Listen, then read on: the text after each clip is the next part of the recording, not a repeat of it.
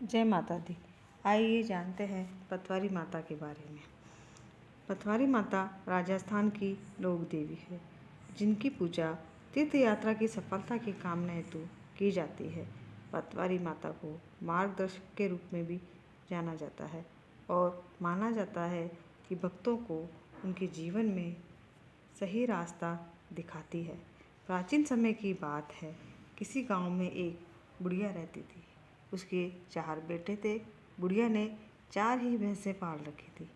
कार्तिक का महीना आने पर बुढ़िया ने अपनी चारों बहुओं को बुलाया और कहा कि मैं तो कार्तिक नहाने जा रही हूँ, तुम चारों एक एक भैंस रख लो, मैं 1 महीने में वापस आऊँगी। चारों बहुओं से सबसे छोटी बहू बुढ़िया की लाडली थी। बुढ़िया ने जाते जाते यह भी कहा कि मैं 1 महीने में जब वापस आऊँगी तो देखूँगी कि इसने कितना घी जोड़ा है। बुढ़िया की बात सुन तीनों बहुएं बड़ी बहुओं ने सोचा कि यही समय है बुढ़िया को बताने का कि छोटी को कुछ नहीं आता। वह दही बिलोना नहीं जानती थी और न ही उसे पता था कि घी कैसे बनाते हैं।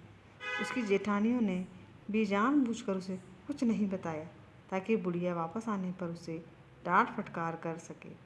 तीनों जेठानियों घी बनाने में जुट गई, लेकिन छोटी बहू को कुछ नहीं आता था, तो वह सारे दूध दही को पीपल की पतवारी में गिरा देती। मन में से वह भोली थी। महीना पूरा होने पर तीनों जेठानियों ने एक एक डिब्बा घी का भरकर रख लिया। छोटी बहू ने जरा सा भी नहीं निकाला था। यह तो सारा दूध दही पीपल की पतवारी पर गिरा आती थी। बुढ़िया के आने की खबर वह पतवारी माता से कहती है कि मैं क्या करूं? मैंने तो सारा दूध दही गिरा दिया है। अब मेरी सासू माँ आकर घी के बारे में पूछेगी तो मैं क्या जवाब दूंगी? पतवारी माता कहती है कि तुम ये 4 कंकड़ ले जाओ और 4 अलग अलग डिब्बों में रख देना, इससे चारों डिब्बे घी से भर जाएंगे। उसने ऐसा ही किया और उसके पास 4 डब्बे थे। उसने 4 डब्बों में कंकड़ डाल दिया। अब सासू माँ घर आई और आते ही उसने चारों बहुओं को कहा कि लाओ, अपना अपना घी दिखाओ कि किसने कितना घी जोड़ा है। तीनों जेठानियाँ अपना घी का डिब्बा ले आई और मन ही मन खुश होने लगी कि अब छोटी बहू को सास से डांट पड़ेगी। छोटी बहू आई तो साथ में 4 डिब्बे घी भी लाई।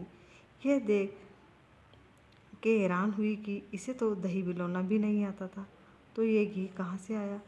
वह कहने लगी कि जरूर इसके पति ने यह घी खरीदा है। इस पर छोटी बहू ने कहा कि मुझे तो कुछ नहीं आता और ना ही मुझे किसी ने बताया कि ये किस तरह से दही बिलोकर घी निकाला जाता है। मैं तो सारा दूध पीपल में सींच देती थी और दही पतवारी पर चढ़ा देती थी। यह तो पतवारी माता की कृपा का प्रभाव है। छोटी बहू की सारी बातें सुनकर सारी बहुओं ने कहा कि अगर पतवारी माता को सींचने से इतना अधिक पुण्य मिलता है, तब हम भी अगले साल उसे सींचेंगे और कार्तिक नहाएंगे। हे पतवारी माता, जैसे आपने छोटी बहू की सुनी, वैसे ही आप सभी की सुनिए। जय माता दी। कहानी पसंद आई हो तो चैनल को लाइक और सब्सक्राइब ज़रूर कीजिएगा।